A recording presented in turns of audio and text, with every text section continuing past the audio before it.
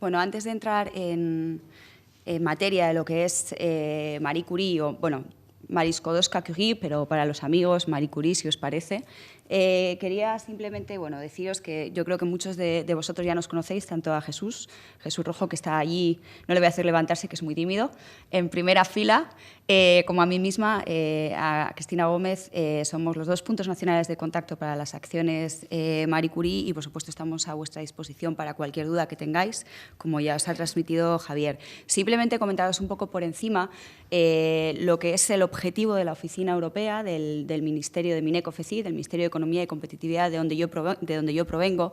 Tanto Jesús como yo empezamos, nos nombraron puntos nacionales de contacto de acciones Marie Curie en enero de 2014, que fue cuando empezó a rodar este nuevo programa de financiación de I+D+I a nivel europeo. Y justamente el objetivo principal de la Oficina Europea es el de apoyar a todas las instituciones, centros de investigación, universidades, pero también empresas, a participar más y mejor en Horizonte 2020. Y nosotros estamos centrados en el pilar 1, en el pilar de ciencia excelente. En ese sentido, se han establecido a nivel nacional unos objetivos de retorno que buscan llegar a alcanzar un 9,5% de retorno en el 2020, y esto implica, pues bueno, hay que participar más, hay que participar mejor, hay que ser más líderes de los proyectos y también tiene que haber nuevas entidades que se vayan incorporando a este instrumento de financiación que antes desconocían. Nosotros dentro de la oficina tenemos, por así decirlo, dos patas. La primera, que está dedicada a la promoción y a la incentivación de la participación en Horizonte 2020, donde están, como podéis ver ahí a la izquierda, donde estamos ubicados tanto puntos nacionales de contacto como expertos, como representantes en los diferentes casos de las acciones del Consejo Europeo de Investigación, las acciones Marie Curie, FED, Reto 6, Ciencia con y para la sociedad. Y son a través de actividades como esta, de difusión, información, divulgación, que facilitamos información sobre los diferentes instrumentos de participación. También realizamos jornadas de formación y colaboramos con los diferentes agentes del sistema, porque no estamos solo nosotros como Oficina Europea, la Fundación Madrid +D en este caso, para acciones Marie Curie, y CEDET, y también para lo que son los pilares 2 y 3, sino los diferentes agentes dentro de las propias instituciones a nivel regional y local que también facilitan apoyo a los diferentes investigadores. Por otra parte, hay otra unidad que quizás es menos conocida, pero yo creo que en el ámbito de esta jornada es interesante por lo menos mencionar un par de iniciativas, que es la unidad de ciencia en el exterior. Por una parte, no sé si conocéis la iniciativa de Euraxes, que es una iniciativa un poco complementaria a las acciones Marie Curie, porque justamente es una iniciativa europea que también facilita la movilidad de los investigadores, apoyándoles en ciertas trabas administrativas que se pueden encontrar, encontrar financiación y otro tipo de asuntos también relacionados, como lo es Marie Curie, con la carrera investigadora y la movilidad de los investigadores. Y luego también, por hacer un pequeño apunte, supongo que os sonarán, porque cada vez están proliferando más, o más que proliferar, son más visibles a las asociaciones de científicos españoles que están desplazados en el extranjero. No sé si os suenan los nombres de CERU, españoles en Reino Unido, CERFA, españoles en Alemania, ECUSA, españoles en Estados Unidos, que de alguna manera se están asociando de manera a estar conectados entre ellos y permitir también colaboraciones entre ellos mismos y seguir estando conectados con el Sistema Nacional de I+D+I. Nosotros desde la FECID sí que tenemos un contacto estrecho con ellos. Por lo tanto, para que ubiquéis un poquito las actividades de la Oficina Europea y el apoyo que se os intenta prestar. Estos son los contenidos de la ponencia. Tenemos, tal y como se ha previsto, las dudas en principio las vamos a dejar todas juntas para el final, pero por supuesto, si os van generando algunas y vemos que vamos bien de tiempo, yo creo que podemos ir tomándolas. Bien, no voy a entrar porque yo creo que a estas alturas ya todos sabemos lo que es Horizonte 2020, pero como os explicaba antes, dentro de los tres pilares, las acciones Marie Curie están integrados dentro del pilar 1, aquel que apoya fomentar la excelencia de base del sistema europeo de I+D+I para resultar competitivo a nivel global. Y en cuanto a presupuesto, las acciones MSCA, que yo siempre suelo decir que es el hermano pobre del Consejo Europeo de Investigación, porque realmente es verdad que no tiene tantos fondos, pero sigue siendo un programa muy competitivo y muy interesante. Está dotado con 6.162 millones de euros para todo Horizonte 2020, de los cuales el presupuesto asociado a las convocatorias de 2015 es de 745 millones. De manera general, ¿cuáles son los objetivos de las acciones Marie Curie? Pues bueno, es el programa que apoya al personal investigador en las diferentes fases de su carrera investigadora, desde investigadores predoctorales hasta investigadores ya con más experiencia, investigadores postdoctorales, que es la modalidad de la que vamos a hablar hoy, las acciones individuales. En ese sentido, movilidad es un factor principal, imprescindible. Movilidad en una triple dimensión. Hablamos de movilidad internacional, intersectorial e interdisciplinar. Movilidad está intrínseca per se dentro de lo que es la carrera investigadora. Y aunque estamos hablando del pilar 1, es decir, de ciencia básica, ciencia fundamental, no tenemos que olvidarnos que aquí tienen cabida, y de hecho es imprescindible que participen las empresas, el sector privado. ¿Por qué? Porque la intención es generar una nueva generación, valga la redundancia, de investigadores que puedan llegar a mejorar, gracias a este instrumento de financiación, no solo sus capacidades científico-técnicas, sino también adquirir otra serie de habilidades, de herramientas que les permitan mejorar su empleabilidad. ¿De acuerdo? Pasando, veréis que hay estancias dentro del sector privado que se potencian de manera a conocer mejor el mercado, ¿de acuerdo? Y poder así valorizar mejor sus resultados, transferir mejor sus resultados y aprender cómo se hace realmente esa explotación de resultados. Por lo tanto, veréis que haré mención una y otra vez no solo a la mejora científico-técnica, sino también a algo que se denomina transferable skills o competencias transversales, que es muy importante en este programa. Se aboga por unas condiciones de trabajo excelentes, ¿de acuerdo? Los beneficiarios de estos proyectos, los centros que acogen a los investigadores, deben poder facilitar a los mismos unas condiciones excelentes, unas infraestructuras adecuadas, un plan de formación, de desarrollo de carrera investigadora, ¿de acuerdo? Todo esto está basado en una recomendación de la Comisión Europea y cada día es más importante que realmente se cumpla por parte de las instituciones, tal y como se solicita por parte de la Comisión Europea.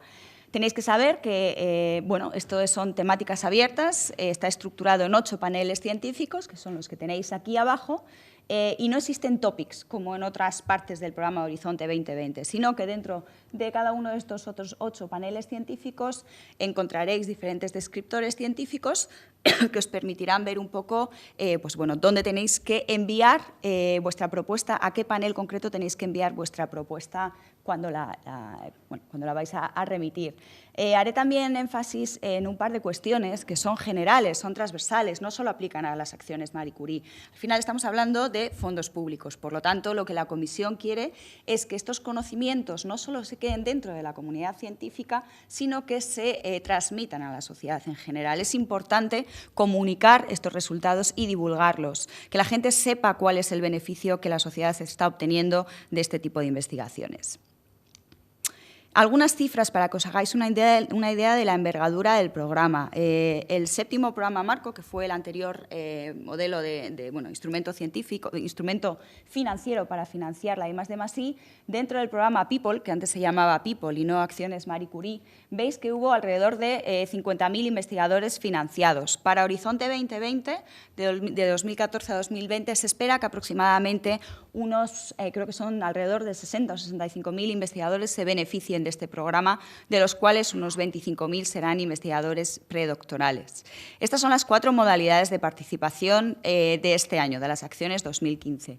Como os decía, este no es el momento de explicar el resto, pero sí que es bueno que sepáis, sobre todo en función de vuestros perfiles, si sois gestores que tenéis que asesorar un poco a investigadores dentro de vuestras instituciones o bien investigadores, en qué podéis participar, ¿de acuerdo?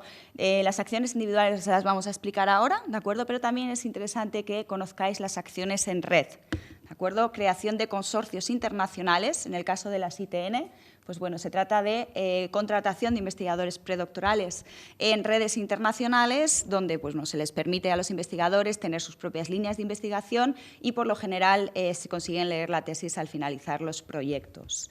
RISE es una modalidad nueva de Horizonte 2020 en la que siempre os recomendamos que participéis, sobre todo ahora, porque todavía hay unas tasas de éxito bastante altas comparadas con lo que es el resto de las acciones Marie Curie, que, como bien dice Javier, es bastante competitivo. RISE lo que permite es el intercambio de personal investigador, y digo personal porque abarca no solo a investigadores, sino también a personal técnico de I+D+I, permitir el intercambio de personal dentro de estos consorcios que se crean, ¿de acuerdo?, a nivel internacional. Por lo tanto, hoy nos vamos a centrar en la SIEF, que es la convocatoria que está abierta, abrió en marzo y va a cerrar el 10 de septiembre, con el presupuesto que tenéis ahí asociado. Existen dos modalidades. No os he preguntado, ¿alguno de vosotros está ya familiarizado con las acciones Marie Curie o ha participado dentro del 7º programa marco en el programa People? ¿Quién de vosotros conoce ya las acciones Marie Curie? Vale, de acuerdo. Entonces, os sonará posiblemente las antiguas International Outgoing Fellowship, aquellas que permitían una estancia en un tercer país, las Intra-European Fellowship, que permitían movilidad entre países europeos. La denominación ha cambiado, ¿de acuerdo? Lo que tenéis que saber ahora es que existen dos modalidades. La modalidad European Fellowship, que permite movilidad entre países europeos y de terceros países hacia Europa, donde existen 3 submodalidades, que luego entraremos a detallar, y la modalidad de Global Fellowship, que es la que viene a reemplazar a las antiguas Outgoing Fellowship, ¿de acuerdo? Una fase de salida a un tercer país y una fase obligatoria de retorno a Europa. Como en muchos casos en Horizonte 2020, este programa tiene muchísimos acrónimos, es como una sopa de letras al principio. Yo me acuerdo que cuando nos enfrentamos a todos estos acrónimos decíamos, madre mía. Bueno, os hemos dejado esta transparencia simplemente para que sepáis un poco. Hoy nos vamos a centrar en la definición de Experienced Researchers, ¿de acuerdo?, investigadores experimentados, y vamos a tratar todas estas acciones individuales. Esta diapositiva para mí es importante, ¿de acuerdo?, de cara un poco a vuestro conocimiento general de acciones Marie Curie y para que sepáis un poco qué hay que tener en cuenta a la hora de poder participar o no dentro de las acciones individuales. A nivel de investigador hay que saber o hay que tener en cuenta la experiencia investigadora de la persona que se vaya a presentar, si cumple o no con la regla de movilidad, puesto que hablamos de un programa que fomenta la movilidad, tiene que haber una regla por detrás, y en casos concretos hay una restricción a la nacionalidad que veremos a continuación. Por lo tanto, tenéis que tener estas 3 cuestiones siempre muy en mente, ¿de acuerdo? Por otra parte, existen 2 posibilidades para participar. Las instituciones podrán ser o beneficiarios o organismos asociados, luego lo veremos. Y puesto que hablamos de movilidad intersectorial, dentro de las acciones Marie Curie se ha definido 2 sectores, sector académico, sector no académico, que también lo veremos a continuación. Uy, vaya, están al revés. Bueno, vamos a empezar por la que yo tenía previsto empezar, luego volvemos para atrás. La experiencia investigadora, ¿de acuerdo? Esta modalidad financia investigadores ya con el título de doctor o con más de 4 años de experiencia investigadora. Y este requisito se cuenta a la fecha de cierre de convocatoria, ¿de acuerdo?, a 10 de septiembre de 2015. Por lo tanto, si ya tenéis el título de doctor o más de 4 años de investigación a tiempo completo, sois elegibles para participar dentro de estas acciones Marie Curie. Esto lo hemos puesto, el no existe límite de edad, porque es una de las consultas que nos hacen, y este tema salió hace poquito también en una de las reuniones de la Comisión Europea. Realmente Marie Curie difiere, por ejemplo, de las ayudas del ERC en el sentido en el que no existe límite de edad. Existen mínimos que hay que cumplir, la regla de movilidad que ahora veremos y la experiencia investigadora. Más allá de esos mínimos, cualquier persona puede participar, ya sea su primer postdoc o ya tenga entre 5 o 10 años de experiencia o los años que sean, ¿de acuerdo? Nos hemos encontrado todo tipo de perfiles dentro de las acciones Marie Curie y creo que eso es importante que lo sepáis porque no hay restricción en este sentido. Por una parte, esta es la experiencia investigadora, importante tenerlo en cuenta, y por otra parte, la regla de movilidad, ¿de acuerdo?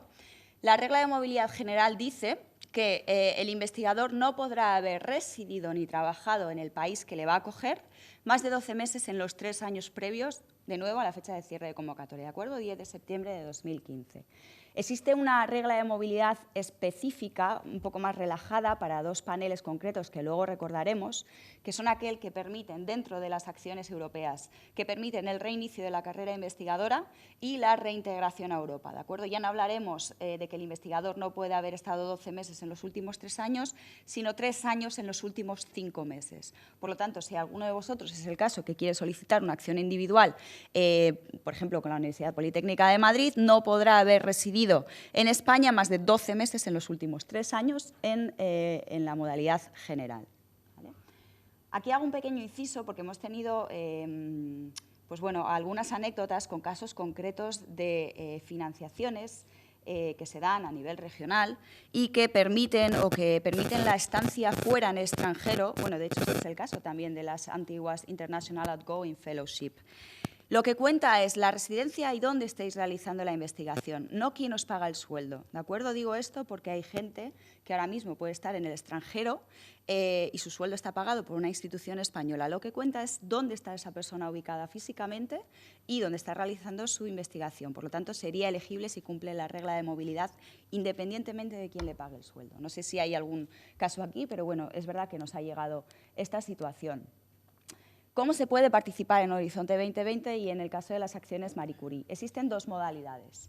Como beneficiario, aquí es la institución siempre quien va a recibir los fondos, ¿de acuerdo? El centro de acogida, que tiene que estar siempre ubicado en un Estado miembro o país asociado. Es quien recibirá los fondos y quien firmará el acuerdo de subvención, el denominado Grant Agreement, con la Comisión Europea. Y es quien debe contratar, acoger y formar al investigador.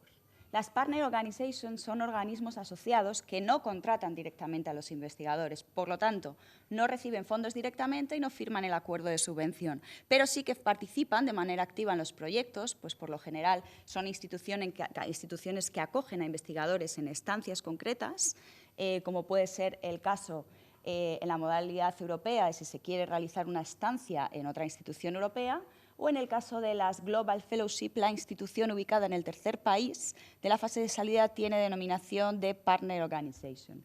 Importante en este último caso que se incluya una carta de compromiso. ¿Por qué? Porque al no recibir fondos directamente de la Comisión Europea, la única manera que tiene justamente la Comisión de ver el compromiso que adquieren estas instituciones es mediante una carta personalizada donde se explican qué actividades se van a llevar a cabo, a qué se compromete la institución dentro del proyecto. Y sectores diferenciados, lo que os comentaba antes, 2 sectores. Esto no aplica a todo Horizonte 2020, solo aplica a las acciones Marie Curie. Lo digo por si alguno de vosotros participa en algún otro proyecto colaborativo, esto solo vais a encontrarlo aquí, ¿de acuerdo? Sector académico, donde están estas 3 tipologías de instituciones, organizaciones, organismos públicos o privados de educación superior que otorgan títulos, instituciones, organizaciones de investigación públicas o privadas sin ánimo de lucro cuya principal misión es la investigación, y organizaciones internacionales de interés europeo. Todo lo que no esté tipificado dentro de estas tres casuísticas entraría a formar parte del sector no académico, ¿de acuerdo? Pues bueno, hablamos de pymes, de grandes empresas, de ONGs, administración pública, etcétera, etcétera. Es importante que sepáis, porque a veces nos llegan consultas de dónde está ubicada, porque en una universidad es sencillo, ¿no? Pero hay otro tipo de instituciones, como pueden ser fundaciones, museos, que pueden estar en un sector o en otro. Esto es importante que sepáis que del 7º programa marco a Horizonte 2020 se ha hecho un volcado en el portal de participante, que es este portal donde se gestionan todos los proyectos, y en función de si se cumple o no con estos requisitos, pues vuestra institución estará ya ubicada en un sector o en otro. ¿Vale? Importante que si detectáis que no es el sector adecuado, hay que iniciar un proceso administrativo para modificarlo vía representante legal de las instituciones. ¿Y cómo se puede participar? ¿Qué países pueden participar en las acciones individuales? Bueno, todos los países, ¿de acuerdo? Existe una distinción entre los Estados miembros y países asociados a Horizonte 2020, que es donde tienen que estar ubicados los beneficiarios obligatoriamente, y veréis que aquí Suiza ahora es país asociado. Esto es una diferencia con respecto a la primera convocatoria de 2014, ¿de acuerdo? Ahora ya desde septiembre de 2014 Suiza ha vuelto a ser país asociado a Horizonte 2020 para todo el pilar 1. Por lo tanto, si alguno de vosotros tiene intención de irse a Suiza, tendrá que solicitar la modalidad European Fellowship, ¿vale? y terceros países, ni Estados miembros, ni países asociados, que son aquellos, en el caso de las Global Fellowship, de la fase de salida. Nacionalidad de los investigadores. Antes os decía que había una pequeña restricción en alguno de los paneles. Vale, pues bueno, para vuestra información, cualquier investigador de cualquier nacionalidad ubicado en cualquier país del mundo puede solicitar estas dos modalidades, la estándar europea y la de reinicio de carrera investigadora. Insisto, cualquier investigador, cualquier nacionalidad ubicado en cualquier país del mundo. Existe una restricción en el sentido en el que las Global Fellowship y las de reintegración de carrera a Europa están restringidas a nacionales de Estados miembros o países asociados o bien a residentes de larga duración, ¿de acuerdo? Entendiendo la larga duración como investigación como un mínimo de 5 años consecutivos en uno o más Estados miembros o países asociados. Antes de entrar a los detalles de cada una de las modalidades de la convocatoria de 2015, os he traído algunas estadísticas, que yo sé que siempre os gusta tener datos de participación y conocer un poco las tasas de éxito y, bueno, en algunos casos os puede orientar, ¿de acuerdo? Entonces, para que os hagáis una idea de la envergadura que tiene esta convocatoria. Estamos hablando de que se han recibido alrededor de 7.500 solicitudes, ¿de acuerdo? De las cuales se han financiado, la lista A es la main list, ¿de acuerdo? Propuestas financiadas, 1.360. Muchas de ellas están a punto de empezar ahora, algunas acaban de iniciarse y todavía algunos investigadores no se han incorporado a los proyectos financiados en 2014. Por lo tanto, aquí tenéis las tasas de éxito. La estándar, esta tasa de éxito es una media de los 8 paneles científicos que os he comentado al principio que existen. De la misma manera que es una media de los 8 paneles científicos, este 11,37% de las Global Fellowship, y existen 2 paneles multidisciplinares, el de reinicio de carrera y reintegración en Europa, donde compiten todas las áreas científicas a la vez, y la tasa de éxito de estos 2 paneles es de 18,23 y 18,96%. Para que os hagáis una idea de, bueno, de cuántos proyectos se financian y cuáles son las áreas más demandadas, en esta gráfica podemos ver, bueno, por un lado, los proyectos financiados, la parte de arriba son proyectos financiados sobre la totalidad, que se han financiado tanto en la modalidad de CAR y RI, como en los 8 paneles científicos. Ahí los tenéis, ¿vale? Por lo general, pues bueno, ciencias de la vida, ingenierías, ciencias sociales también son bastantes demandados. Estos son la modalidad de European Fellowship y estas son las modalidades de Global Fellowship, ¿de acuerdo? Aquella que permite la salida a un tercer país y retorno posterior. Aquí los tenéis también. Bien, y muchas veces bueno, sale la pregunta, ¿y qué tal lo hace España? Pues la verdad es que lo hacéis muy bien, y digo lo hacéis porque realmente nosotros aquí para daros apoyo, pero sois las instituciones y los investigadores los que luego tenéis que hacer el trabajo duro, ¿no? Entonces, en ese sentido, bueno, no voy a entrar a comentar esto, lo podemos dejar para otro debate si queréis, porque es espectacular, pero es así, es otra liga, ¿vale? Estos son los datos de proyectos concedidos a nivel nacional. Es decir, España ha conseguido 114 proyectos de investigación se van a desarrollar en diferentes instituciones europeas, ¿de acuerdo? España como beneficiario está en tercer país. Yo creo que es muy positivo. Las cosas pueden estar como pueden estar, pero yo creo que ser el tercer país en atracción de talento de Marie Curie pues tiene su mérito. Y esta es la modalidad de las Global Fellowship, que son aquellas que permiten una fase de salida y una fase de retorno obligatoria. Al fin y al cabo, la institución beneficiaria sigue siendo la institución europea, ¿vale? En este sentido, estamos en 4ª posición y se han obtenido 14 proyectos con fase de salida y retorno final. Si no os ha extrañado la anterior diapositiva, supongo que esta tampoco os va a extrañar mucho. ¿Dónde se va la gente en la fase de salida? Pues bueno,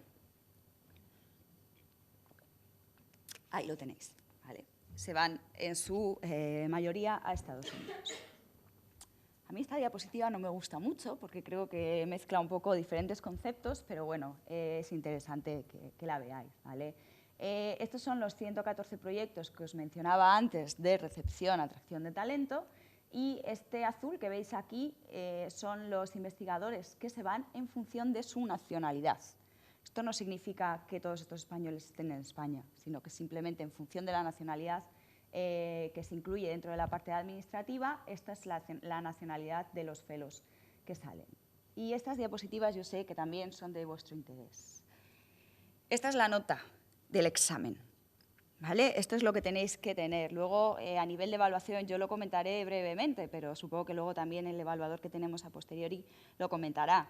Veréis que el umbral es un 70%, ya podéis sacar un 70%, que vuestro proyecto no va a ser financiado, ¿de acuerdo? Son proyectos muy competitivos, son proyectos excelentes y los fondos son los que son. Por lo tanto, estas son las notas de corte de la modalidad europea, ¿vale? Para que lo tengáis en cuenta.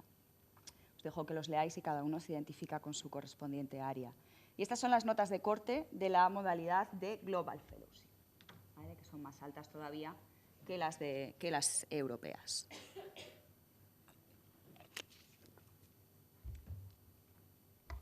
Bueno, suponemos que esto no va a disminuir. Posiblemente de cara a esta convocatoria 2015 las participaciones sigan aumentando, los fondos siguen siendo parecidos, o sea que os podéis esperar, para haceros una idea, que más o menos las notas no van a variar mucho, podrían incluso incrementarse un poquito más. ¿Vale? Bien, entramos ya, no sé si tenéis alguna pregunta o no, si no entro ya a explicar directamente la convocatoria. Bien, como os decía al principio, la idea de las acciones individuales es la de permitir mejorar el potencial de investigación e innovación de los investigadores con experiencia, permitiéndoles desarrollar un proyecto de investigación en Europa y con fases también fuera de Europa. A tener en cuenta los conceptos y criterios que hemos visto antes: experiencia investigadora, regla de movilidad y nacionalidad en dos de los paneles concretos. ¿Cómo funciona esto? ¿Cómo se prepara? ¿Cómo se presenta? Esto es un proyecto de investigación que se hace en colaboración, ¿de acuerdo? Aquí no solo cuenta, como hemos visto antes, el currículum, sino que cuenta la idea, cuenta el proyecto, y es un proyecto que se tiene que realizar entre el fellow, el experienced researchers, ¿de acuerdo?, y el supervisor de la institución que le va a acoger, ¿de acuerdo? Es algo en común que se tiene que preparar, sobre todo en la parte de excelencia, pero también en el resto de partes de la propuesta técnica, y se tiene que ver esa colaboración, es importante. A nivel de envío de la propuesta, esto el año pasado se generó, pues bueno, algo de confusión, pero sí que ha quedado claro que tanto el propio investigador como el supervisor de la institución pueden enviar la propuesta, ¿de acuerdo?, a la Comisión Europea. Recomendación: que sea el propio supervisor dentro de la institución de acogida quien lo envíe. ¿Por qué? Porque al final quien tiene la vinculación contractual con el investigador y, por lo tanto, tiene las obligaciones correspondientes en la institución, ¿vale? Entonces, lo normal sería que el supervisor fuera quien enviara la propuesta. Nosotros aquí siempre os recomendamos que, más allá de la figura del supervisor, intentéis encontrar a alguien dentro de vuestras instituciones que os apoye a preparar estas propuestas y que conste como contact name dentro del aplicativo, ¿de acuerdo? Ese alguien, por lo general, son los gestores de las oficinas de proyectos europeos, que están para ayudaros y os pueden echar un cable en todo lo que es el propio envío administrativo de las propuestas. Importante: solo se puede presentar una sola propuesta, ¿de acuerdo? El investigador, aunque sea elegible para varias modalidades, solo la podrá presentar a una sola de las modalidades existentes, ¿vale? Ya habéis visto los 8 paneles científicos y los 2 paneles multidisciplinares que os he comentado antes. Bien, entramos a desarrollar cada una de las modalidades. Dentro de las European Fellowship, bueno, la general, la genérica, como os decía antes, cualquier investigador, cualquier país del mundo puede solicitarla, siempre y cuando cumpla con la experiencia investigadora y la regla de movilidad que ya hemos visto. La duración de los proyectos en todas las modalidades europeas es de entre 12 y 24 meses, dentro de los cuales se podrán desarrollar una serie de estancias sobre las que también hablaremos si se considera adecuado. Las 2 modalidades siguientes son los 2 paneles multidisciplinares dentro de la modalidad europea. El primero es el panel de reinicio de carrera investigadora, pensado para aquellos investigadores e investigadoras que, por los motivos que sean, bajas de maternidad, trabajo fuera del sector de la investigación, quieran retomar su carrera y, por lo tanto, tendrán que haber estado, para ser elegibles, 12 meses mínimo, previos a la fecha de cierre de la convocatoria, inactivos en investigación, ¿de acuerdo? Que no haya habido contratos de investigación. Por otra parte, el panel de reintegración está pensado para aquellos investigadores que están ubicados en terceros países y quieren retornar a Europa, ¿de acuerdo? Aquí ya sabéis que en estos 2 paneles la regla de movilidad es un poquito más laxa y en el panel de reintegración, de retorno a Europa, está pensado para investigadores nacionales o de países miembros, estados asociados o de larga duración en Europa. Bien, y luego finalmente las Global Fellowship. Lo hemos comentado ya, de 12 a 24 meses fuera y una fase final, insisto, final obligatoria en Europa de 12 meses, ¿de acuerdo? ¿Quiénes son elegibles? Residentes de larga duración o nacionales de Estados miembros o países asociados. Aquí lo que es importante que tengáis en cuenta es que la regla de movilidad se tiene que cumplir en el tercer país al que vais a ir. Es decir, si queréis iros a Estados Unidos, no podréis haber residido en Estados Unidos más de 12 meses en los 3 años previos a la fecha de cierre de convocatoria, ¿de acuerdo? En septiembre de 2015. Es decir, siendo de aquí, podéis solicitar una Global Fellowship con la Politécnica de Madrid para iros a Estados Unidos siempre y cuando allí cumpláis la regla de movilidad. Bien, y no os olvidéis, importante, las cartas de compromiso de instituciones que estén en los terceros países. ¿Y cómo funciona a nivel de proyecto? ¿Qué engloba una Marie Curie? Pues bueno, por una parte es, como hemos dicho, un proyecto individual de investigación, ¿de acuerdo? Se trata de formación gracias y a través del supervisor y del personal científico asociado dentro de la institución de acogida que formará al investigador que se vaya a contratar. Y hablamos de formación en diferentes aspectos, os lo decía antes, importante, formación científico-técnica, ¿de acuerdo? Pues estudiar nuevos instrumentos, nuevas herramientas, nuevas técnicas, pero también estas capacidades adicionales que son importantes a nivel transversal. Hablamos de cómo buscar financiación europea, cómo gestionar proyectos, cómo escribir propuestas, presentaciones eficaces, a nivel de IPR, de propiedad intelectual, propiedad industrial, cómo se gestionan las patentes, cómo funcionan, ¿de acuerdo? Todo esto, entre otras cuestiones que tenéis aquí, es importante que el investigador reciba ese tipo de formación dentro del proyecto que se va a presentar. Se pueden realizar estancias donde por lo general se realiza transferencia de tecnología, transferencia de conocimiento y se mejora la formación obtenida. Y, por supuesto, se asistirá a eventos, se realizarán conferencias científicas, seminarios, etcétera, etcétera. Voy a entrar ahora a explicaros un poco lo que son las famosas estancias y hablaré un poco de algunos aspectos transversales como es comunicación, difusión y aspectos éticos que toman una relevancia importante dentro de Horizonte 2020. En la primera convocatoria, en 2014, si os leéis la guía del participante, decía muy claramente que los secondments son highly recommended. Cuando la comisión dice highly recommended, ya sabemos que está diciendo que básicamente son casi obligatorias. Todo esto se ha ido, yo diría que relajando un poco en el tiempo, en el sentido de que las estancias son importantes incluirlas dentro del proyecto siempre y cuando sean relevantes, tengan impacto, ¿de acuerdo?, sean necesarias para la consecución de los objetivos y sean acordes al área científica y al modo de implementación en el que se está desarrollando el proyecto. Yo siempre digo lo mismo, yo creo que hay que ser coherente, ¿de acuerdo?, y no meter las cosas con calzador. Es decir, si tenemos la posibilidad, y esto va a ser más sencillo, igual en algunas áreas más aplicadas, de encontrar una estancia dentro del sector no académico, si estamos dentro de una universidad, pues perfecto, fenomenal. Y siempre hay que darle una pensada e intentar establecerlo así dentro del proyecto. Pero insisto, no hay que meter las cosas con calzador que no cuadren. Las estancias siempre se tienen que realizar en un Estado miembro o país asociado. A veces nos preguntáis, cuando solicitamos una Global Fellowship, ¿podemos hacer una estancia en el tercer país en otra institución? La respuesta es no. Podéis realizar algún tipo de estancia corta o de short visit, pero eso es muy diferente a una estancia y al impacto que tiene en el proyecto, ¿de acuerdo? Estancias solo en Europa. Pueden ser dentro del mismo país, pueden ser dentro de otro país, pueden ser dentro del mismo sector, dentro de un sector diferente, pueden realizarse dentro de un mismo periodo o estar separado en diferentes periodos, ¿vale?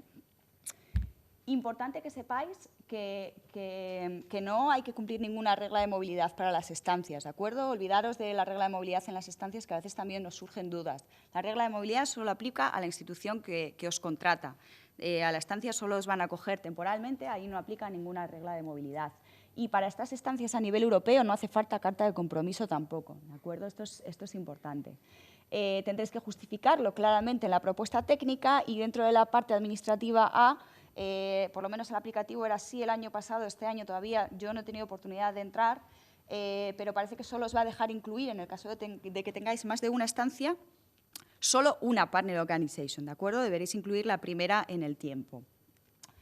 Existe un máximo en función de la duración de vuestro proyecto que la comisión establece como máximo de realización de estancia, entre 3 si son menos de 18 meses o 6 meses de estancia. Luego también quería detenerme en lo que son los conceptos de comunicación, divulgación, diseminación, porque se tienden a mezclar, ¿de acuerdo?, dentro de lo que es el impacto de las propuestas. Y es importante que los diferenciéis. No es lo mismo la comunicación, la divulgación, en la que se establece un diálogo con los interlocutores que tenemos enfrente y que tiene que ser accesible y con un lenguaje accesible y que todo el mundo pueda entender, a la diseminación científica que se hace a la comunidad científica, a través de publicación de papers, etcétera, etcétera. ¿De acuerdo?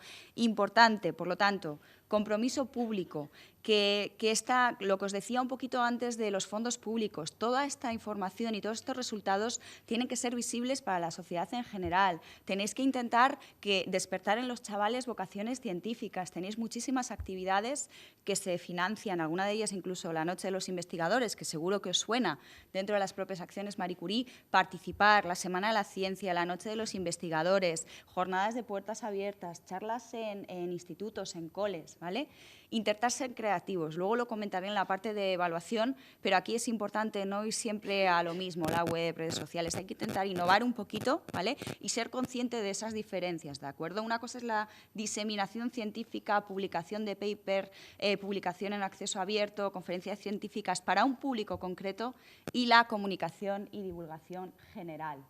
Aspectos éticos. Aquí también incido un poco, ¿por qué? Porque esto ha cobrado una relevancia importante en Horizonte 2020 y se ha ampliado un poco el espectro, ¿de acuerdo? Aquí tenéis los conceptos susceptibles de que se tengan que gestionar aspectos éticos dentro de los proyectos. Tenéis que tenerlos en cuenta. Dentro de las ITN, estas acciones en red que os comentaba antes, un 86% de ellas, dentro de la convocatoria de 2014, fueron sometidas a revisión de aspectos éticos, ¿de acuerdo? Por lo tanto, ya no estamos hablando solo de ciencias de la salud, sino que hablamos de todos estos conceptos que tenéis aquí. Pues, por ejemplo, a nivel de medio ambiente, si estáis utilizando materiales contaminantes, tenéis que ver qué tipo de acciones vais a realizar. Protección de datos, encuestas, cuestionarios, formularios, toda esa información tiene que estar recogida. Terceros países, ¿vale? Aquellas Global Fellowship tendrán que asegurarse que la investigación que se realice en esos terceros países está acorde a la legislativa y a normativa europea en el campo concreto. Por lo tanto, dentro de la preparación de esta propuesta, en el proyecto que presentéis tendréis que identificar los datos y ya dar detalles de cómo se van a gestionar a lo largo de la vida del proyecto. Importante, ¿vale? Os he puesto un link y, de hecho, incorporaré, cuando os dé las diapositivas, incorporaré, porque ha salido información del IPR Helpdesk, que también está muy bien, de cómo presentar el IP en fase de propuesta, que creo que es interesante que la manejáis. Y si ahora os pregunto la regla de movilidad del panel CAR, ¿alguno levanta la mano? ¿Sí? Perfecto. Entonces, bueno, se ha quedado claro. Aún así, la casuística es mucha y, lógicamente, pues bueno, la comisión lo sabe también, lo sabemos todos, pero ellos lo saben. Tenéis una tabla, ¿de acuerdo? Resumen dentro de la guía del participante con todos los requisitos que se tienen que cumplir para poder solicitar cada una de las diferentes modalidades. Plazos. Cierra en septiembre y la evaluación de las propuestas se realizará en los meses de octubre y noviembre. Los primeros resultados se sabrán en el mes de febrero de 2016 y las primeras firmas de los contratos para posibles incorporaciones serán a lo largo del mes de mayo de 2016. Por lo tanto, más o menos son 8 meses desde que cierra el proyecto. Lo que tenéis que haceros una idea que tardan en gestionar todo este tipo de aplicaciones. ¿Cómo se financian las acciones Marie Curie? ¿Vale? Aquí también difiere de otros programas de Horizonte 2020. Aquí hablamos de unidades de coste, ¿de acuerdo? Financiación al 100%. Olvidaros de las CSAs, las Coordination and Support Action, las Research and Innovation Actions, si las conocéis, otro tipo de instrumentos. Esto es financiación al 100% en base a costes unitarios, ¿de acuerdo? Esta información que tenéis aquí son importes mensuales. Esto se multiplica por el número de meses de contrato y se obtiene el presupuesto final. Ahora os enseño un ejemplo, ¿vale? Pero es sencillo. La propia aplicación os lo va a calcular pero es algo sencillo. Veis que está diferenciado en dos conceptos. A la izquierda tenéis el coste unidad del investigador y a la derecha el coste unidad de la institución, ¿de acuerdo? Todo lo que tenéis a la izquierda, esto va a ir directamente al investigador, en nómina, ¿vale? Todo lo que tenéis a la derecha son conceptos mediante los cuales a nivel de investigación, formación y networking se van a financiar pues, compra de material, compra de reactivos, asistencia a conferencias, viajes, matrículas de conferencias, ¿de acuerdo? Y, por supuesto, la parte de gestión y overheads de las instituciones. Me detengo aquí para hacer algunos apuntes, ¿vale? Veis este asterisco aquí en lo que es la Living Allowance. No es lo mismo que obtengáis una Marie Curie aquí, en España, a que la obtengáis en el Reino Unido, en Noruega o en Italia. Los niveles de vida son diferentes, por lo tanto, la Comisión lo que aplica son factores de corrección de los países de acogida, ¿vale? Esto lo tenéis que tener en cuenta. En los casos de las Global Fellowship tendréis dos factores de corrección, país europeo y país al que vais a ir en la fase de salida. Son importes a los que son brutos, a los que luego les tenéis que deducir cuota patronal, ¿de acuerdo? IRPF, seguridad social. Lo digo porque a veces nos llegan consultas y tenéis que saber que este es el importe que viene en la guía del participante, pero luego hay que ir restando, ¿de acuerdo? Cuota patronal, IRPF, seguridad social. Mobility Allowance y Family Allowance están incluidos en la nómina, por lo tanto, sujetos también a base de cotización y a retención, o así se está realizando dentro de las instituciones españolas. Importante. Living Allowance y Family Allowance van de la mano, ¿de acuerdo? Siempre los va a percibir el investigador. Variará en el sentido de que el importe de Family Allowance lo percibirá el investigador en base a los requisitos que cumpla, de nuevo otra vez, a fecha de cierre de convocatoria, ¿de acuerdo? Si él es elegible para percibir o no esos 500 euros al mes. Si luego hay modificaciones, si el investigador contrae matrimonio, si el investigador tiene descendencia, etcétera, etcétera, eso ya no se modifica a posteriori, ¿de acuerdo? Por lo tanto, requisitos a fecha de de cierre de convocatoria. Vale, aquí voy a hacer, ¿no tenéis ninguna duda? Sí. Entonces, la persona que puede ser una Marie Curie va a tener 500 euros, por ejemplo, si tiene 2 niños o tiene uno. Si tiene descendencia, si tiene pareja, si tiene cónyuge, ¿de acuerdo? Independientemente de que esa pareja, cónyuge o hijos se desplace físicamente con él o con ella, ¿vale? ¿Y ese living allowance es el mínimo que dan en cualquier país o puede ser? Este es el importe que establece mínimo. Si luego encontráis algún país o alguna institución que además de este importe os paga algo más, pues oye, enhorabuena. No, pero el factor de ajuste. El factor de ajuste, mira, depende del país. Por ejemplo, España yo creo que tiene un 97,7 o 97,6, muy parecido a este importe de aquí, ¿de acuerdo? El Reino Unido, 100, no sé si son 110 o 105, es diferente, no sabría decirte con exactitud. Pero, lógicamente, claro, el nivel de vida es diferente, los sueldos difieren, ¿de acuerdo? Entonces, eso se tiene en cuenta. Vale, quería hacer un pequeño inciso aquí en cuanto a las Global Fellowship, porque yo creo que como punto nacional de contacto también es un poco mi obligación informaros, ¿vale? Para que lo sepáis, que a la hora de solicitar este tipo de financiación hay cuestiones en las que tenéis que entrar desde un principio, ¿de acuerdo? No a negociar, pero por lo menos a saber cómo funciona con las diferentes instituciones. Y me centro en las Global Fellowship, ¿por qué lo digo? Imaginaros que os vais a Estados Unidos, ¿vale? Voy a empezar a cambiar de país de destino, porque siempre digo el mismo, pero bueno, es que me sale. ¿Sabéis lo que cuesta un seguro sanitario al mes en Estados Unidos? Os podéis imaginar que un dineral. Vale, ¿quién lo tiene que pagar? Pues depende. No hay nada escrito, digamos, obligatorio al respecto, ¿vale? Por eso os lo menciono, ¿vale? Porque depende de las situaciones, de las instituciones, de los casos particulares, pues se tramitará de una manera o de otra. Puede ser que el investigador lo pague de su Mobility Allowance o puede ser que para ayudar al investigador de alguna manera la institución pague parte de esos costes a través de Management y Overheads, ¿de acuerdo? Lógicamente la situación varía en función de que la decisión sea una o sea otra. Os lo digo porque creo que es importante que lo habléis, ¿de acuerdo? Y que lo sepáis, ¿vale?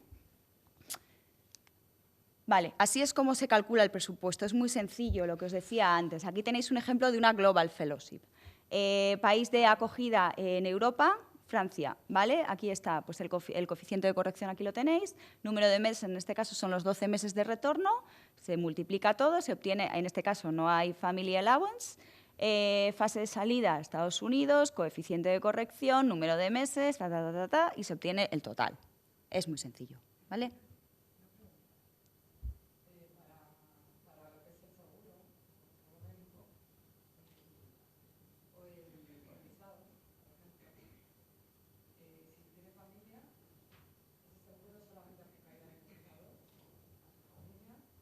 A ver, ahí son casos muy particulares. Hombre, yo entiendo que si tú tienes un investigador al que contratas y envías fuera, tú tienes que cubrir su seguro. No tienes que cubrir el seguro de 2, 3, 4, 5 personas, ¿vale? Yo entiendo que eso es lo normal. Luego también tenéis situaciones, por ejemplo, en las que tenéis que contar con esa institución en el tercer país. ¿Por qué? Porque muchas veces estas instituciones, universidades, centros de investigación, tienen acuerdos concretos y puede ser que el investigador obtenga un seguro sanitario mucho más económico estando allí. Es decir, hay que verlo en un caso a caso, pero ahí, desde luego, lo que yo te digo es que quien tiene que estar asegurado, lógicamente, es la persona que tú contratas. Claro. Ya.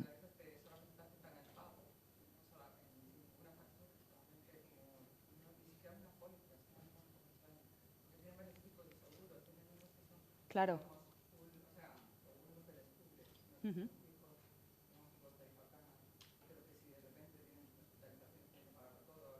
Claro, por eso digo, ahí hay muchísima casuística y es llegar a un acuerdo. ¿De acuerdo? Yo entiendo que de alguna manera, si tú tienes a un investigador fuera 2 años, pues tus gastos de gestión esos 2 años no son los mismos que si lo tienes igual dentro de la institución. Pero, insisto, caso a caso y lo tenéis que negociar de alguna manera.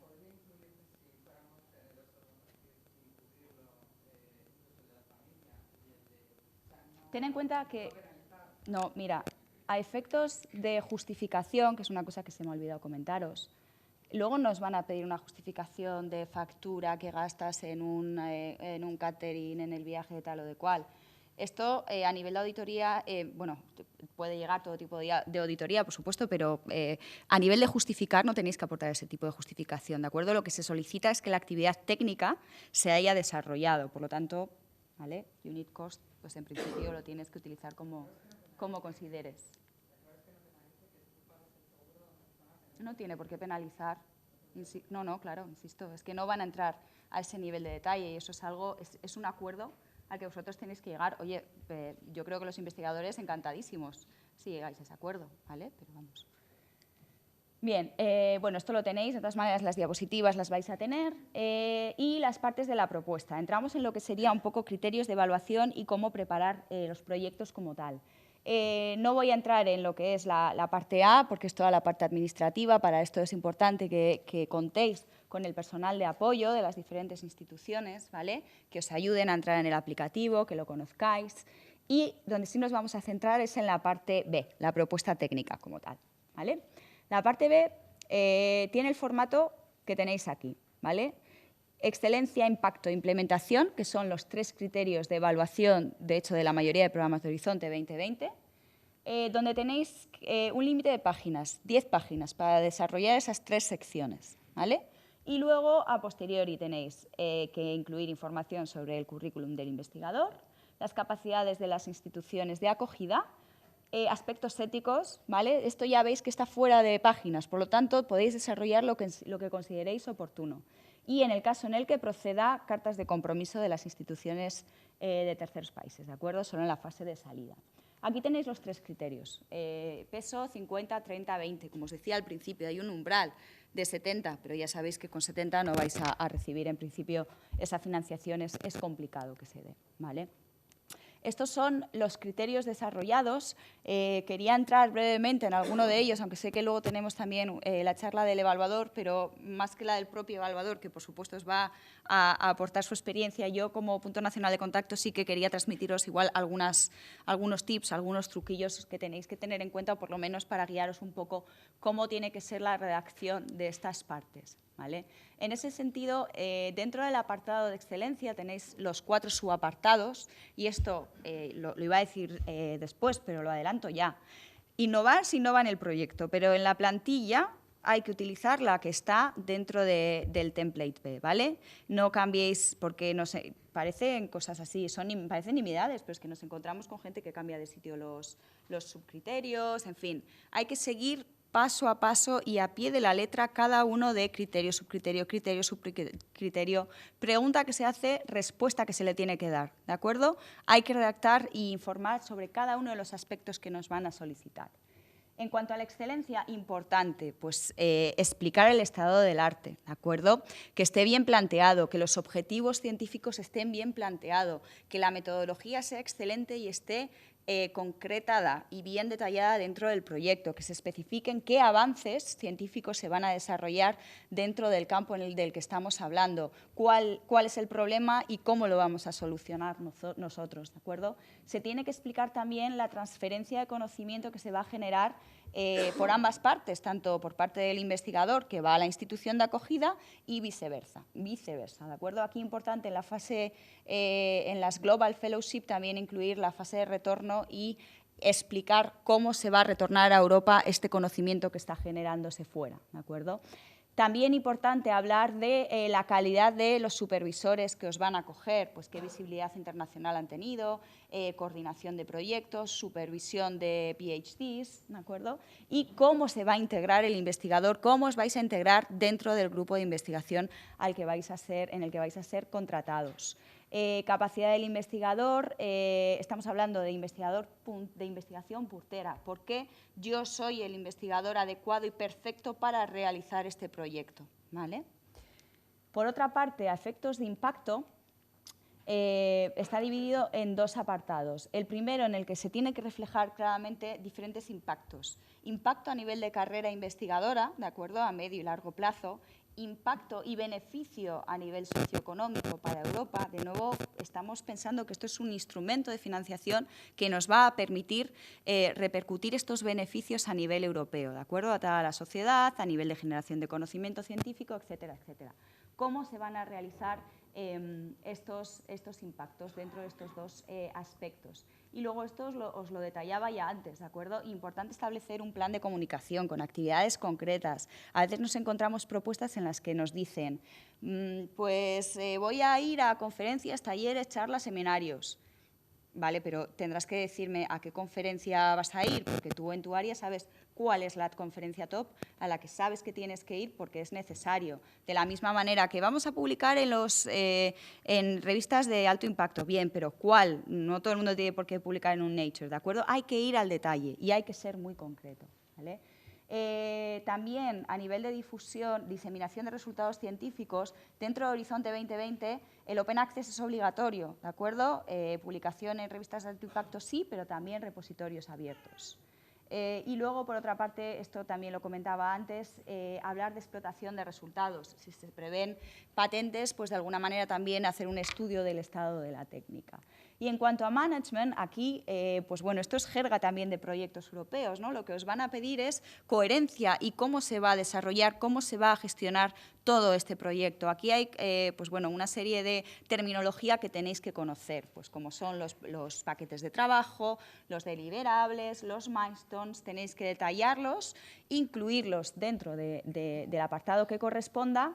Y sobre todo también incluir el Gantt, ¿de acuerdo?, que es una manera visual que tiene también el evaluador para ver los hitos concretos y los deliverables que se tienen que realizar a lo largo de todo el proyecto.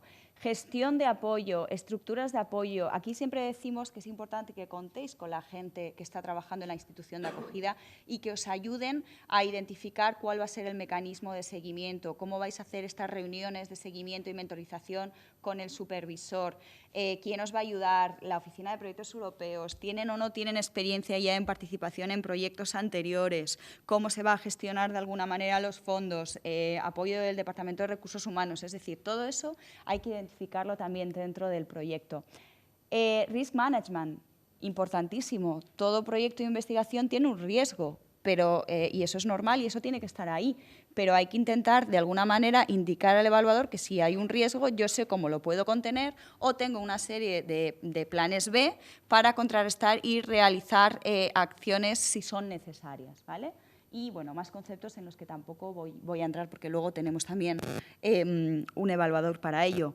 Pero, de manera general, lo que sí que os pedimos, y esto es súper importante, es que os leáis la documentación. ¿Vale? Imaginaros, a nosotros nos llegan llamadas telefónicas y nos dicen, ¿me puedes explicar esto de las Marie Curie? Imaginaros si alguien en el mes de junio nos llama y nos dice esto. Va mal, ¿vale? Para esta convocatoria ya va mal.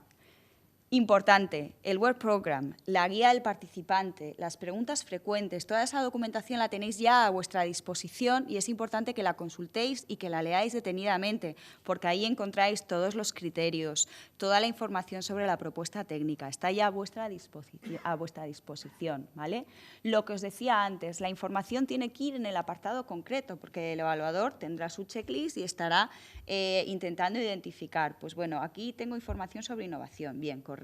Aquí se ha incluido la información sobre el supervisor que corresponde, bien, correcto, ¿de acuerdo? Ahí tenéis que incluir la información donde tiene que estar. Una imagen vale más que 1000 palabras y yo con eso creo que lo digo todo. Si nos ponemos un poco en la piel de los evaluadores, pensar que es gente que igual en 3 semanas se tiene que leer 20, 30 proyectos. ¿Vale? Que posiblemente pues, no lo pueda hacer en horario de trabajo y lo tenga que hacer pues, yendo en el tren a su casa o en horario fuera de la oficina. Entonces, yo creo que es importantísimo facilitarles la vida, ¿no?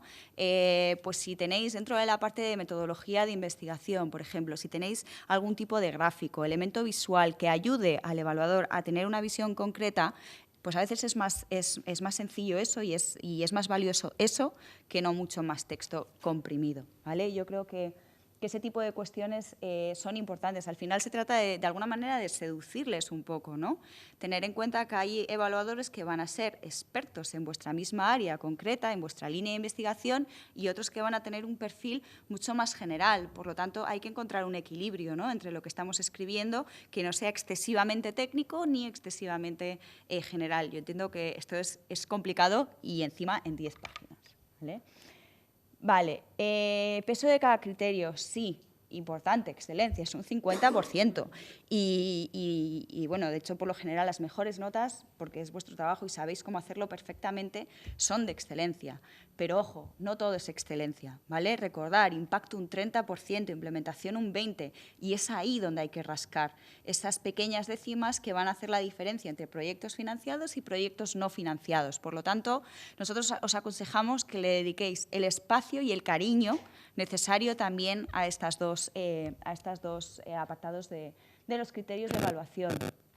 Pedid ayuda, lo que os decía antes. Esto es un proyecto de investigación que tenéis que hacer en colaboración, no solo con el supervisor de la institución de acogida, sino también dentro de vuestra propia institución, los gestores de las oficinas de proyectos europeos, vuestros colegas, que os lean la propuesta y, por supuesto, nosotros también, como puntos nacionales de contacto, os podemos echar un cable o facilitar algunos inputs dentro de lo que son, sobre todo, los conceptos de impacto e implementación. Y, de hecho, ya aviso que hasta el 10 de julio, más o menos aproximadamente, porque tenemos todo el verano de por medio, pues intentaremos revisar todas las propuestas que nos vayáis remitiendo, ¿vale?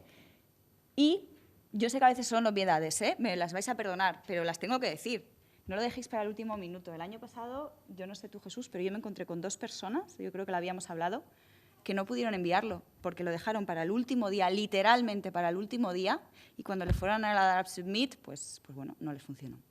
Entonces, ya sabéis que podéis ir subiendo las versiones que luego se sobrescribe sobre ellas, es decir, ir familiarizándoos con el aplicativo, por favor, no lo dejéis para el último minuto. Y yo quería hacer, pues bueno, creo que es bueno que tengáis así un poco para vosotros, para vuestro propio checklist, aprender un poco de las... Estos son extractos generales sacados de los Evaluation Summary Report, de la información que os dan. Como veis, son muy genéricos, que os pueden servir para ver un poco por dónde van los tiros. Y igual, si os fijáis en las debilidades, tomarlo como nota para ver qué es lo que no tenéis que hacer, ¿vale? Lo que está en verde son las fortalezas que se han identificado en los proyectos y lo que está en rojo son debilidades, ¿vale? Por ejemplo, dentro del apartado de excelencia, pues veréis, ¿no? La investigación no tiene la credibilidad suficiente porque los objetivos y las hipótesis planteadas no están claramente formuladas.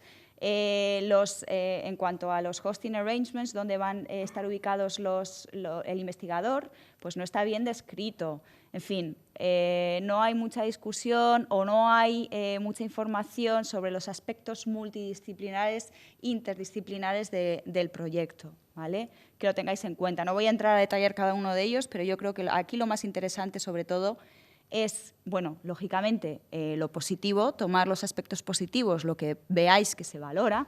Por ejemplo, aquí hay una que es fenomenal.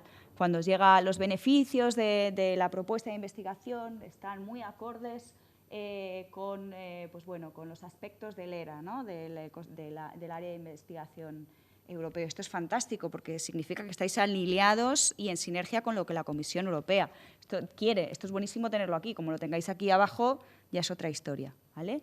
Entonces, bueno, lo mismo. Hablamos de patente aquí a nivel de diseminación, explotación de resultados. Se habla de ello, posibilidad de que haya una patente, pero realmente no se ha indicado más al respecto, ¿no? Pues bueno, hay que concretar. Y luego, a nivel de implementación, pues lo que os decía, ¿de acuerdo? Información sobre riesgos, esencial que esté incluida. La información sobre la gestión del proyecto está muy brevemente presentada. No se describe en detalle los paquetes de trabajo científicos, no se describen los deliverables, los milestones. Bueno, yo creo que os puede servir de alguna manera para haceros una idea de qué es lo que no hay que hacer, ¿vale? Y yo voy acabando ya con, bueno, con dos cuestiones concretas. Enlaces que son importantes, ¿vale? Bueno, por supuesto, el portal del participante, esencial que lo conozcáis, ¿vale? Una serie de blogs, que os voy a enseñar dos de ellos ahora. Los NCPs de Marie Curie a nivel europeo tienen tanto una página web como un blog, que son útiles. Y luego nosotros, bueno, cuando digo nosotros, aquí está, ¿vale? A nivel nacional, Jesús, en la Fundación Madrid+D, también tiene un blog exclusivamente dedicado a Marie Curie. Por lo tanto, cualquier resultado de los proyectos que queráis difundir a través de este medio. Aquí tenéis una plataforma que es muy útil, ¿vale? Por ejemplo, para vosotros. Que la conozcáis, resultados de investigación, información sobre reuniones, kick-off meetings de los proyectos, en fin. Una serie de cuestiones que tienen cabida aquí, ¿vale? En este tipo de webs. Y yo voy a ir acabando ya y quería presentaros esta iniciativa que hemos tenido, porque no sé si puede ser del interés de alguno de vosotros o por lo menos que la podáis difundir. Esto se lo hemos copiado, ahora que no nos oye nadie por ahí, a los alemanes. Hace ya 2 años que desde Alemania hay un servicio denominado COWI, donde se incluye información sobre diferentes aspectos de Marie Curie, pues desde un poco modelos de acuerdos de contrato, y hace 2 años que tienen ya información sobre instituciones interesadas en acoger investigadores en Alemania. Entonces nosotros decidimos dentro de la Oficina Europea centralizar. Lanzamos en el mes de marzo varios emails a centros de investigación, universidades, etcétera, etcétera, para que nos enviaran información sobre pues, grupos, líneas de investigación que tenían abiertos para poder acoger investigadores en el marco de esta convocatoria de Marie Curie, ¿de acuerdo? Ya no podemos, digamos, que pedir o recibir nuevas expresiones de interés porque ahora lo que estamos haciendo es difundir todo lo que hay. Y hay más de 550, ¿vale?, en los diferentes campos científicos, en las 8 áreas científicas de acciones Marie Curie. Entonces, pues bueno, aquí tenéis la web. Creo que es una iniciativa que vamos a volver a realizar el año que viene de manera bastante más profesional, porque esto ha sido un poquito de andar por casa, no había medios adicionales, entonces, bueno, el año que viene ya lo intentaremos hacer mucho más visual y yo creo que más atractivo y, bueno, que lo sepáis que está ahí también a vuestra disposición. Aquí tenéis nuestros datos, tanto el de Jesús como el mío, y para cualquier cosa estamos a vuestra disposición.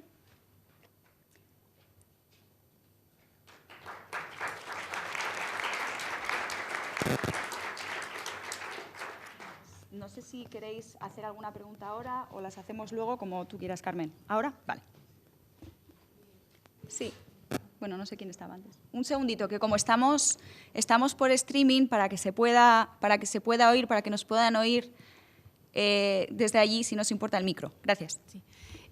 Con respecto a la estancia que se hacen en otro país, ¿quién la financia? ¿Siempre Marie Curie o, por ejemplo, podemos utilizar los fondos de una acción cost para hacer una STSM? Los fondos asociados o los gastos que pueda haber dentro de esta estancia están ya incluidos en el budget, ¿de acuerdo? Y por lo general se financian con el apartado de Research, Training y Networking Activities, ¿de acuerdo? Ese asociado a costear los gastos de investigación. Hola. Bueno, te quería preguntar si hay una nota por debajo de la cual ya no puedes pedir esta convocatoria. No, no existe ninguna restricción. También difiere del RC, donde sí que hay una restricción si uno no consigue pues, una B o más de una B para presentarse a siguientes convocatorias. Aquí no hay restricción de notas, ¿de acuerdo? Otra cosa es que en un futuro se plantee, porque es verdad que bueno, al final cada vez son más las solicitudes, ¿no? Y llega un momento en el que, y yo lo entiendo, la gente se desanima, porque estamos viendo notas de corte, la última convocatoria de ITN, notas de corte 95 o 95,2 creo que era. Entonces, pues bueno, de momento no hay nada planteado, por lo tanto no hay ningún tipo de restricción. Otra cosa es que en algún futuro, pero ya te digo que no está planteado, de alguna manera se intente pues, o subir el umbral, no lo sé, pero vamos, no hay nada planteado, por lo tanto no hay restricción.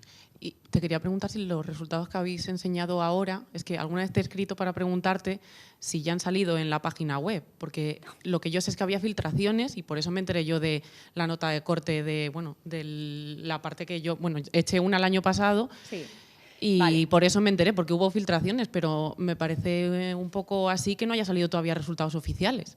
Vale, yo estoy totalmente de acuerdo contigo, ¿vale? Yo entiendo que sería deseable que de alguna manera, ya no voy a entrar al detalle de la nota, que igual simplemente con saber si estás en el listado A o en el listado B o en el listado C, es decir, financiado, reserva, o por lo general suele ser insufficient, vamos, que no hay presupuesto para financiar, como se hacía antes en el 7º programa marco, que sí que se facilitaban ese tipo de listas, se publicara en el portal de participante. Actualmente no se ha publicado esa información y, como tú bien dices, el año pasado pues, hubo filtraciones. ¿De acuerdo?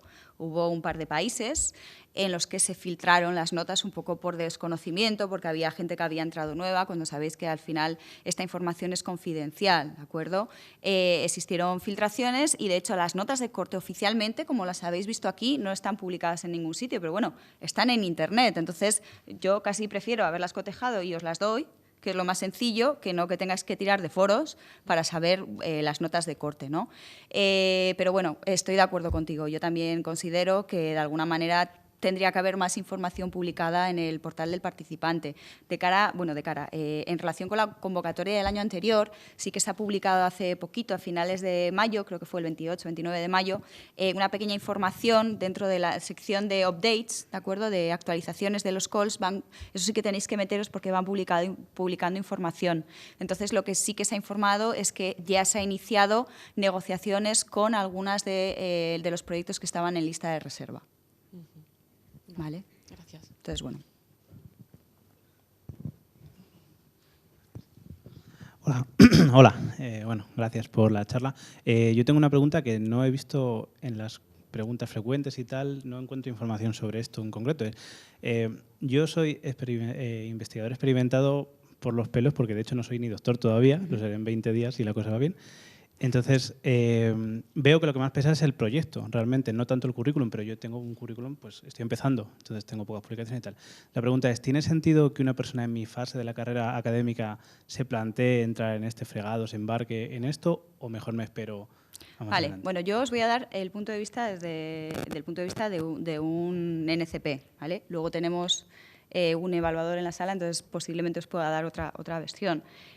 Como os he dicho antes, siempre y cuando se cumplan los mínimos, podéis participar en igualdad de condiciones. Lógicamente, tus objetivos a nivel científico y dentro del proyecto no serán los mismos que los que pueda tener un investigador con 7 años de experiencia. ¿De acuerdo? Y eso es lo que hay que plantear bien dentro del proyecto.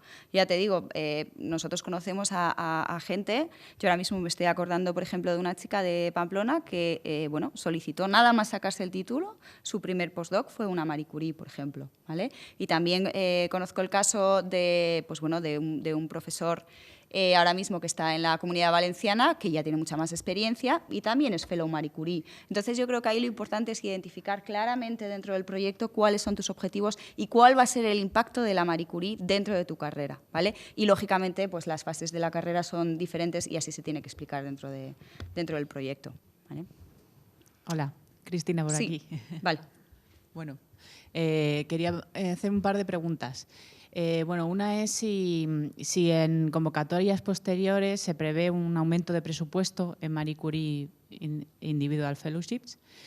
Y la siguiente es si nos puedes poner un ejemplo o ejemplos de cómo estos proyectos pueden afectar al impacto, a la sociedad europea. Es que en casos de proyectos más de ciencias más básicas que de aplicadas, a veces es difícil para los investigadores ver ese tipo de... O sea, lo que esperan ver los evaluadores. Quizá los evaluadores también nos indicarán este aspecto. Vale. En primer lugar, presupuesto. No va a haber muchas variaciones, ¿vale? Puede que haya un pequeño incremento de cara al año al próximo World Program 2016-17, pero no penséis que va a haber una variación. Yo creo que más o menos está establecido ya y no hay muchas variaciones, ¿vale?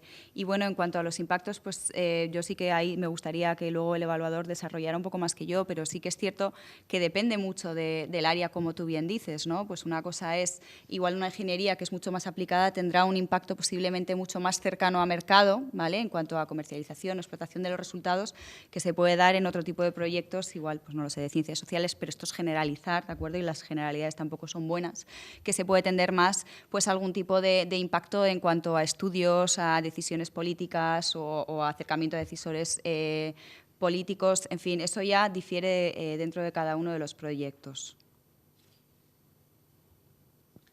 Hola, buenos días. Estoy aquí. Ah, vale. Paco Monroy, Universidad Complutense. Mi pregunta es en relación, son dos preguntas muy concretas.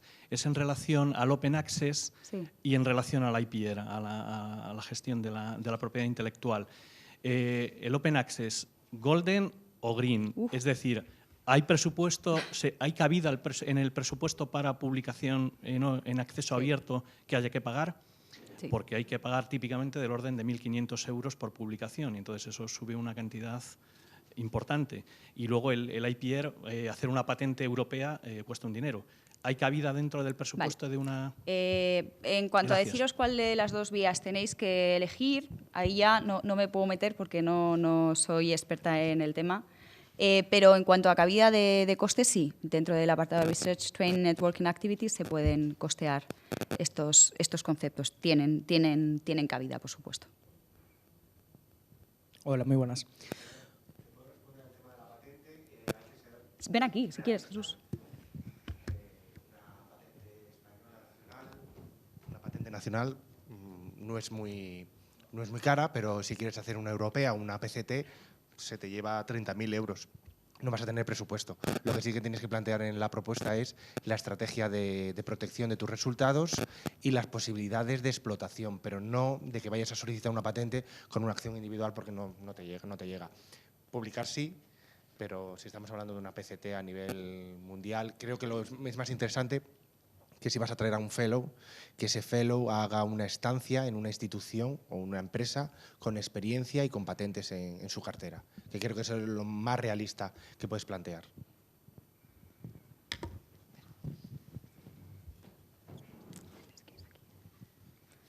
Vale, gracias. Una pregunta. Yo tuve la suerte ya de tener una Marie Curie IEF en el 2009, ¿vale? Estuve 2 años en Reino Unido y luego continué contratado por el BBSRC.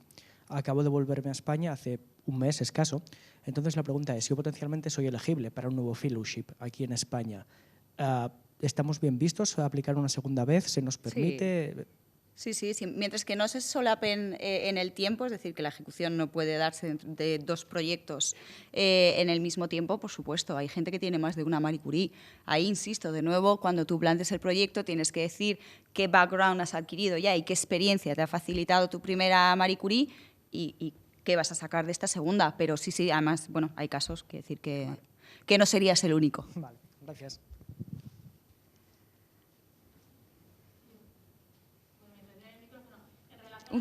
Un segundito, perdona. Lo digo no porque no te oigamos, que te oímos perfectamente. Lo digo por la gente que está conectada remoto. En relación a la estadística que has mostrado antes y la distribución de fellowships entre distintos países, hay claramente una diferencia destacada a favor de Reino Unido. ¿Habéis hecho algún tipo de análisis para ver cuáles son los factores que hacen que Reino Unido se lleve 4 veces más que el resto de países? ¿Hacen mejor ciencia? ¿Presentan mejor las propuestas? ¿Tienen los evaluadores más a su favor? ¿Escriben mejor en inglés? Bueno, a ver, yo creo que tú misma has planteado muchas de las respuestas, ¿no? Por eso yo decía que este debate, yo creo que es un debate muy interesante y aquí cada uno puede tener ya su opinión personal, ¿no? Pero son muchos los factores. En cuanto a evaluadores, entiendo que no tiene por qué haber más evaluadores o menos evaluadores a su favor, ¿de acuerdo? En ese sentido ellos tienen que ser totalmente objetivos.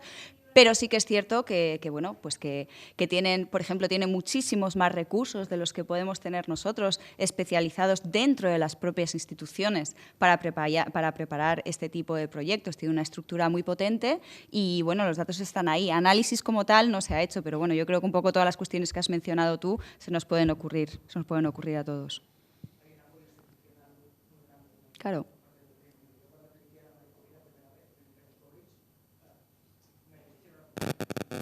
Claro, de hecho, por ejemplo, nosotros conocemos a gente dentro de la Universidad de York que tienen, yo creo que son 6 o 7 personas dedicadas solo a cubrir todas las áreas de Marie Curie. Entonces, hay cosas contra las que no se puede competir, ¿no? Porque... Hay una idea que me choca bastante. Yo me he leído la guía de aplicante de arriba abajo y básicamente te anima a que la propuesta sea una propuesta individual. Este investigador nos acaba de decir que en una institución de Reino Unido le dieron la propuesta hecha. Ayudad. Pero... Claro.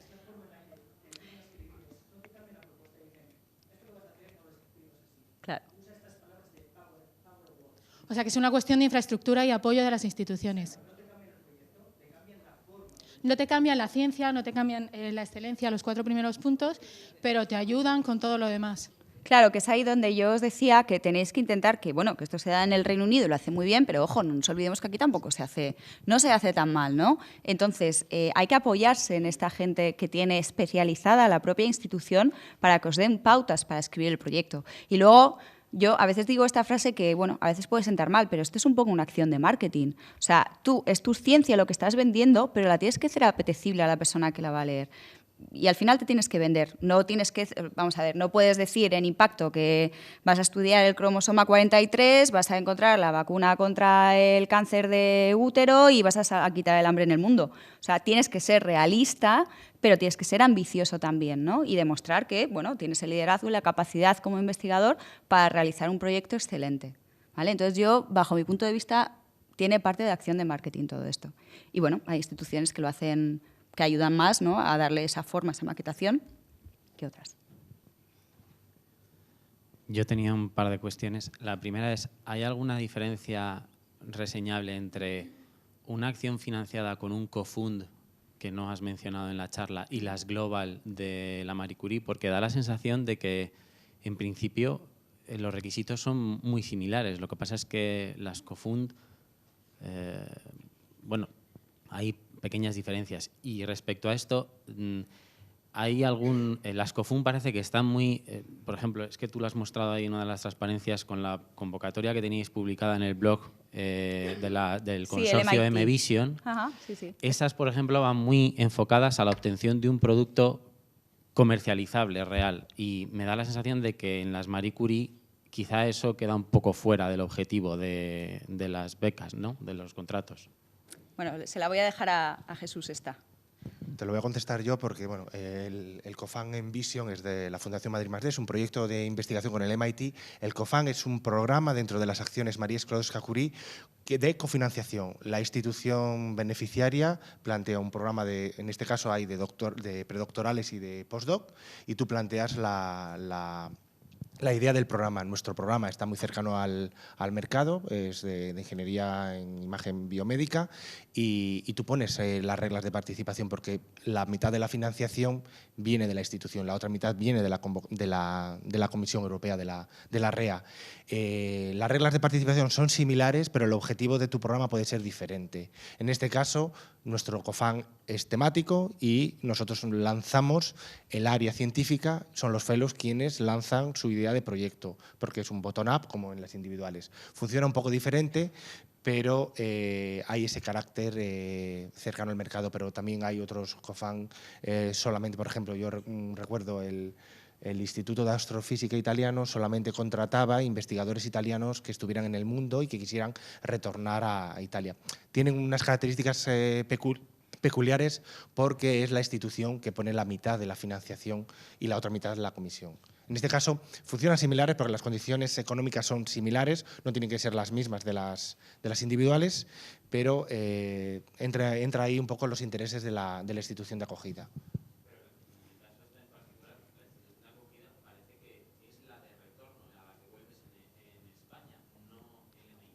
Claro, es un poco como la Global, es similar a la Global, pero tú puedes poner las condiciones X. En este caso, la institución de acogida no es la Fundación Madrid +D, es una institución en Madrid, un hospital o una universidad que tiene que asumir parte de los costes. El programa Cada Cofán es un mundo y ahora más en Horizonte 2020 todavía más. Es similar. Si tú quieres solicitar una global, tienes que solicitarlo con una institución de un Estado miembro, un país asociado, a un tercer país y la fase de retorno obligatoria. El COFAN nuestro funciona similar. Tienes que pasar una fase de salida en el MIT y una fase de retorno a la institución madrileña.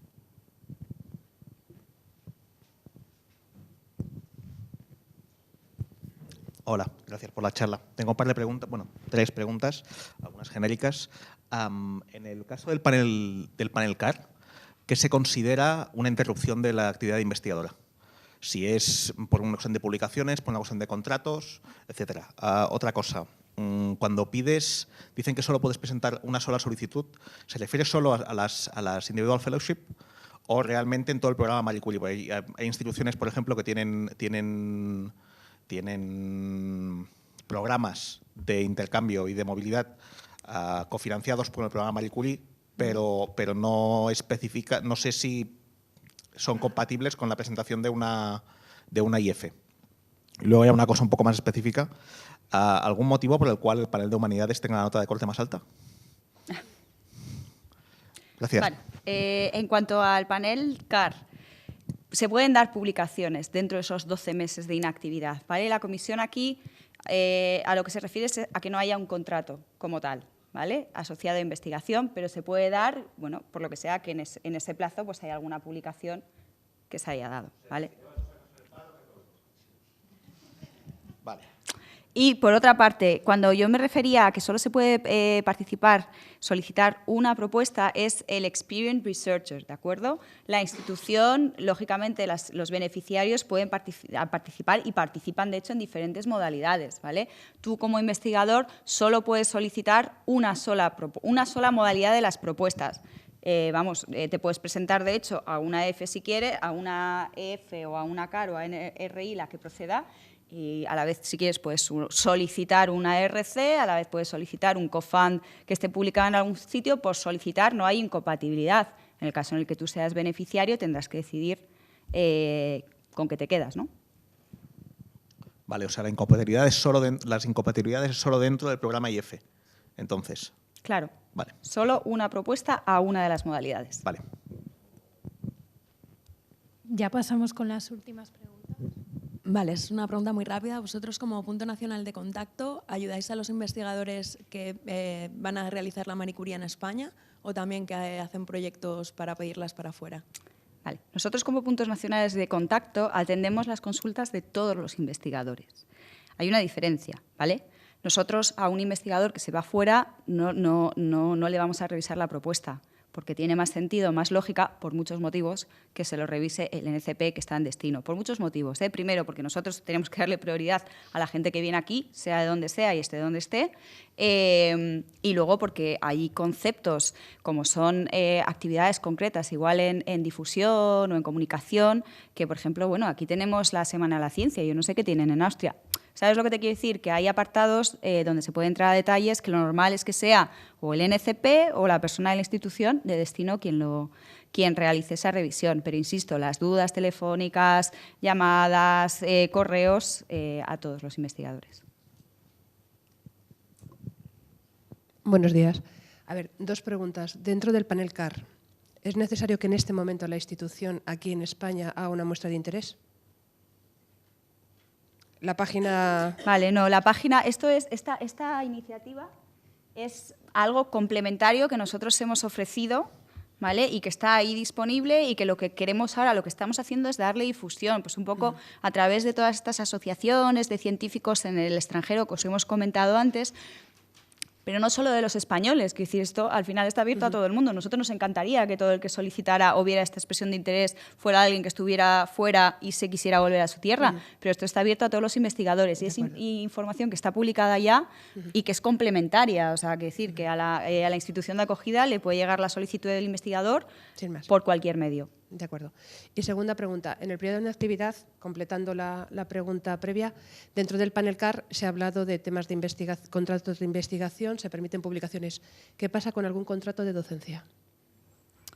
Bueno, yo entiendo que eso no debería, se puede también porque no es un contrato asociado a investigación, entonces, ¿vale? Lo que también os digo...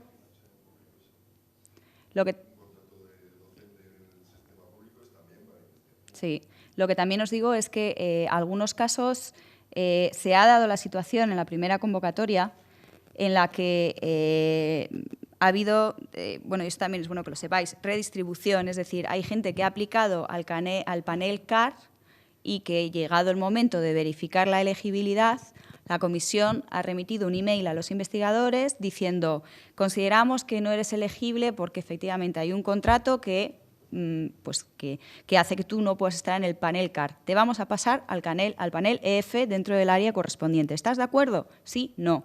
Es decir, los casos concretos de elegibilidad, y hay algunos que son puntuales, que son complicados, ¿vale? Nosotros intentamos, a veces, si nos los mandáis, intentamos enviárselos a la comisión para que nos confirme o nos desdiga si se puede o no se puede. No siempre se hace, ¿vale? Ya os digo que la comisión a priori no suele decir si una persona es elegible o no, pero bueno.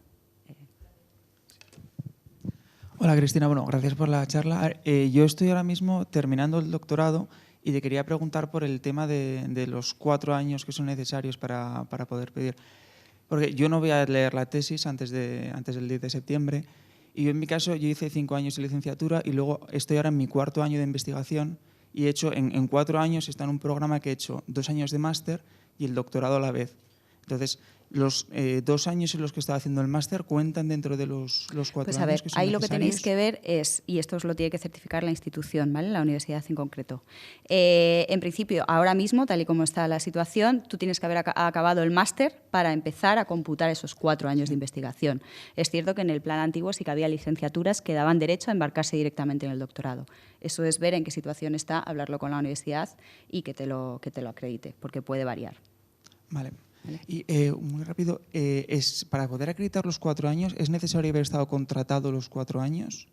Porque, por ejemplo, de todas maneras, si quieres, ahora lo vemos de manera bilateral, ¿vale? Pero lo que os decía es que se pueda certificar. No os van a pedir en el momento que os presentéis la documentación, pero tenéis que tener algún tipo de acreditación concreta que certifique esa dedicación a tiempo concreto, a tiempo completo, ¿vale? Dependientemente de contrato o no, ahora lo vemos. Vale, gracias. Y ya la última pregunta. Hola, muchas gracias por la charla. Mira, en mi caso yo soy doctor hace un año, entonces yo ahora me voy a trabajar ya al Reino Unido con un contrato, pero me interesaría pedir la Marie Curie porque el contrato no va a ser muy largo y me gustaría extender el postdoctoral. Entonces, mi pregunta es, si yo pido en la misma institución, en el mismo laboratorio, yo cumplo las normas elegibles, eso seguro, ¿me van a mirar diferente por tener ya un contrato allí? ¿Va a ser mejor, peor? ¿Va a ser un hándicap? Pero me estás hablando de solicitar una IF allí, con la institución en el Reino Unido, cuando tú ya vas contratado. Bueno, en principio tú la puedes solicitar. De hecho, hay instituciones en las que te piden, ¿no? Cuando tú llegas, tú tienes tu contrato, pero tienes que solicitar financiación adicional, pues porque esto se puede acabar y, por lo tanto, es positivo. Yo ahí ya no te puedo decir si te van a mirar bien o mal, pero, vamos, problema ninguno, entiendo yo. ¿Vale?